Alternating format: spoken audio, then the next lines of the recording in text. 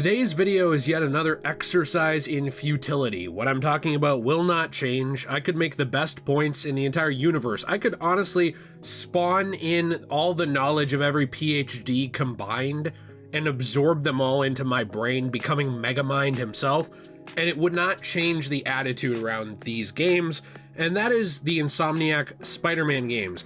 Now, there are two extremes that I want to talk about today a little bit. Yes, I know, once again, Jay, you're right in the middle. What do you call it? Not a centrist. No, I'm just kidding. I'm not, but like, when it comes to these games, they are games that I enjoy. I enjoy the Marvel Spider-Man games. I've Let's Played Miles Morales. I've Let's Played Marvel Spider-Man 2, both on Degenerate Plays. Link will be in the description. And you know what? I had a fun time with them. I still play these games to this day, off and on. I don't replay them 100 times, but I play them to this day. But something I've noticed with the fan base around these games is it seems like the most vocal of them are one of two things. And this comes to content creators, this comes to normal fans, Redditors, commenters, everything. It seems like it's either that Marvel's Spider-Man is just the worst interpretation of Spider-Man ever. It's woke, it's stupid, it's terrible, MJ's fat and ugly, the gameplay's mid, the story's terrible, everything's awful, and Insomniac should be ashamed of themselves, or this is basically as good as like The Second Coming, and there's never been a better story ever. Move out of the way, Passion of the Christ, because we have Marvel's Spider-Man 2. I don't understand this. I mean, like, I don't understand how someone can look at these games and think these things. But before I get too deep into this, if you do enjoy the video, you want to leave a like, subscribe, let me know what you think. I do have a question of the day for you today, which is, what is your favorite Insomniac game? This could be even the Ratchet & Clank games. I don't know. I don't care what you pick. I just want to know. Lets me get to know you. But kind of going back into this is something for me. I've seen it with a lot of people. Now, I've seen it with a lot of YouTubers too. I never call out people by name. Like, I'm never like, look at this guy, look at this girl, because I think that's tacky. I mean, there might come a point where I, do some video responses to somebody's opinion. I don't know. I've done it with things like CBR articles and stuff like that. But for me, I find like YouTuber takedowns kind of tacky and boring and usually talentless. Like, it's pretty easy to just go through someone's video, react to it every 10 seconds and cry about it. I don't want to do that to anybody else. But something I've noticed with Marvel's Spider-Man is it seems like people have a grift around this game, around this series. Like, they are either so invested that they can't admit there are any faults to it. Right now I'm talking about content creators. Or they have such a hatred for this universe that there is nothing that it can do right. Like, it can't get any credit. And looking at these extremes, I just don't understand it. When you actually play through these games, if you actually, even just one simple playthrough, not doing all the side content, I'm talking the main story, hitting a few side missions here and there, like, the worst you can leave saying is, the gameplay is fun, but the story could be better. I mean, there's problems with the stories, I certainly think, but that's also my problem with the people who pump it up, too. Like, they're not willing to admit that there's problems with the story. I mean, even recently I talked on Twitter just a little bit about how, hey, I really wish that these stories, all of them, not just Marvel Spider-Man 2, but all Spider-Man modern adaptations, would stop rushing the symbiote saga. Would take a breather. Would slow down a little bit. Build up to it. Whether you're going to go the route of, oh, the symbiote makes Peter more angry, kind of like 90s TAS Spider-Man, or whether you're going to go the route of, hey, you know what? Maybe it's not doing that. Maybe it's more like classic symbiote suit. It takes over him a little bit when he sleeps, things like that. But overall, he just gets freaked out by the fact that there's this thing on him that wants to bond with him forever, and Peter rejects it. And then how does that affect the symbiote? And did the symbiote want what was best or worst for Peter? Those were still deep questions in the original continuity. Those are still questions that exist in a lot of other continuities when it comes down to it, even when it affects his mood. But I feel like a lot of the people who write these symbiote sagas in modern Spider-Man literature of any kind don't actually understand it. I feel like a lot of times now it's based off of a very loose interpretation of the 90s version of it. We saw that in Spider-Man 3, we saw that in Marvel's Spider-Man 2. When I say 3, I mean the Raimi movie. And these are things that I like, but it seems like everybody is kind of in a rush to get through that arc to get to the next thing. Whether it maybe be in Raimi's case where he didn't want to do it anyway, he didn't connect with the Venom character, which, like, I love Venom, but you know what? If you don't connect with it, more power to you. I agree. Maybe you shouldn't be writing that, but the studio pushed him to. Or whether it comes down to things like Marvel's Spider-Man 2, where it felt like it was more concerned with getting through the black suit to get a couple of angsty Yuri Lowenthal moments and then get to Venom. You know, to get to, I guess I should say, the Insomniac version of Venom.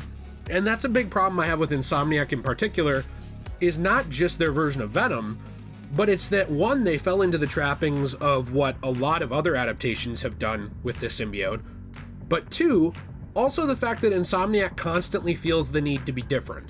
You know, they had to make MJ a reporter. She couldn't be a supermodel. And if you said anything about wanting her to be a supermodel or wanting her to look like one, there was a solid 3 to 4 months on Twitter where you would get called a misogynist or whatever. I mean, these words don't even mean anything anymore. They might as well call you a toaster oven, because I think most people hear misogynist and they just hear, oh, a buzzword. I don't care what you have to say. At least that's what it does for me personally.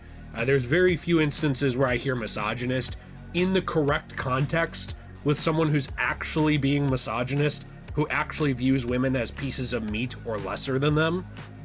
So when it comes down to it, there was a solid run there where if you said anything about that, whether it be other content creators, whether it be commenters, Twitter losers, Redditors who have way too much time on their hands, anything, they would get pissed about that.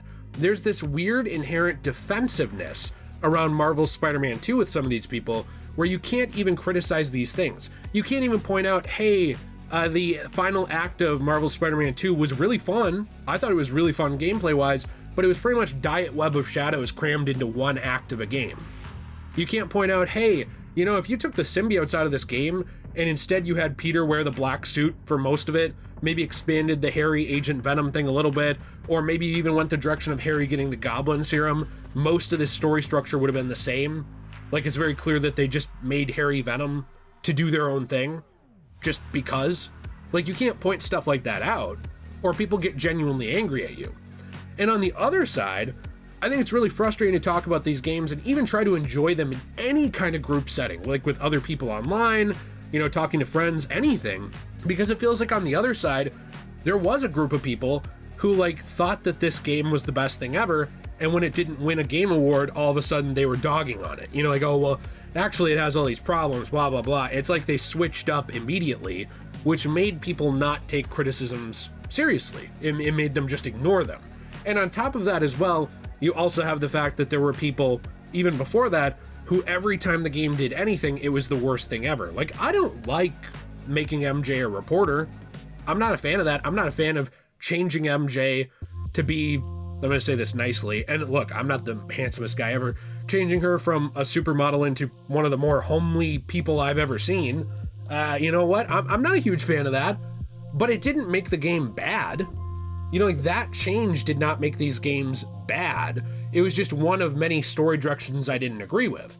But you'd have these people, who are on this grift of how can we find and read into this thing Marvel Spider-Man 2 did, or this thing Marvel Spider-Man 1 did, or how can we find and complain about Miles Morales? Remember the whole Miles Morales isn't Spider-Man, he's just Miles Morales movement for quite a while online, which was very steeped in some weirdness at the very least.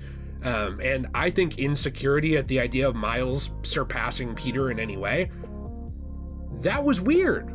But then on the other hand, also Insomniac kind of giving Miles just power bump after power bump and putting him over Peter in 2 was also weird. To me, that felt like WWE. The idea is that you bring in someone with cred, you bring in someone with credit who's, the fans know who they are, and you have someone who is working their way up, beat that guy. Because then it's oh, well, now look, he's surpassed this person. In a lot of ways, it felt like the writing of Marvel Spider-Man 2 was trying to do that as well. So that was something that was able to be criticized, but when you criticize that, it doesn't make Miles Morales not Spider-Man to me. And this is something that's so frustrating to me. I mean, I can make this video topic on probably anything, but when it comes down to it with the Insomniac Spider-Man games, I care less and less about this continuity the further we go on. I enjoyed the first one. I really liked Miles. 2 I thought was such a mixed bag, and I hope 3 and Wolverine and whatever they make are great. I really truly do. I don't go into them looking to tear them apart. But I feel like people have made these games genuinely unfun. Whether it's because they are like the content, I can't say the word that starts with an N and rhymes with Yahtzee here, so I'll just say Yahtzee, who like looks for and nitpicks every tiny little thing to have something to complain about for 20 minutes, or whether it's the person who can't accept the most mild literary criticisms about the games and thinks that they are a 10 out of 10 and everything Insomniac does is right. It's obnoxious. It's not fun. Insomniac is not a monolith of good or bad. There are mixed decisions in these games. There are things that I think work amazingly. A lot of the gameplay works amazingly. There are some things I think work fantastic for the story. Like Otto Octavius' story in the first game, I thought was really well done. But there's also things that I think are open to criticism, and I don't know when we moved away from this idea. Like, I know people have always been tribal, and when people don't have a personal identity, they'll latch on to something. Like, that's always been the case. But all of my favorite things, like my favorite video game, Fallout New Vegas, if you came up to me with a list of 10 problems the game had, I could look through them and talk to you about them. And I would probably agree with you on some of them. If you came up to me with a list of things you didn't like about some movie I like, I could probably talk to you about that. Now, part of that is because I have a family, I have friends, I have things going on in my life. So while these things matter a lot to me, they're not my core identity. But I feel like a lot of people don't seem to have that, or at least they don't act like they have that. It seems like this thing to them, whether it be a negative or a positive focus, this Insomniac Spider-Man universe, is unhealthy. It's what they've built their entire personality off of. It's what they've built their entire substance online off of. And if anyone says anything negative about it, they're upset, and they take it personally. And I don't understand that. Like, even if you worked on the game, I don't understand that. There have been mistakes I've made in my videos. Sometimes people will tell me them, and they'll say them in a very mean way. That is when I understand taking it a bit personally. But there are also times where I need to take a step back and say, you know what? I'm not perfect. I got that wrong. I made a mistake in my research, or I misspoke because I have speech impediment issues, or I just had a huge brain fart. I'm a human being, I make mistakes, and that's okay. And I don't understand why the people who didn't even work on this game, just fans with this series, can't view these games in that way. Not that none of the discussion matters, but the idea that, hey, you know what? There's going to be some things that don't connect with me or don't connect with other people, and that's all right. It doesn't make the games the worst thing ever. I feel like people view everything in black and white. They can't see any subtlety. They can't see anything in nuance. It has to be all perfect or all terrible. And I feel like we've gone more and more this way, and it's ruining everything. It's ruining every video game. It's ruining every movie. It's exhausting. It's boring. And I think it actually takes a mental toll on a lot of the people who are engaging with it, even if they don't realize. If you enjoyed today's video, you want to leave a like, subscribe, let me know what you think in the comments down below. You can always support this channel. We do have, Patreon. We upload exclusive content there. I also do have as well channel memberships here. I have other channels like JayRPG, where I do RPG videos, Magical Jill, where we make anime videos, stuff like that. Degenerate Plays, where I actually play through games like Marvel's Spider-Man 2. I played through that over there. And we have a Fortnite code, DJAY123. And finally, you can also use code DJAY123 on our store, cosmobunny.shop, for 10% off your first order.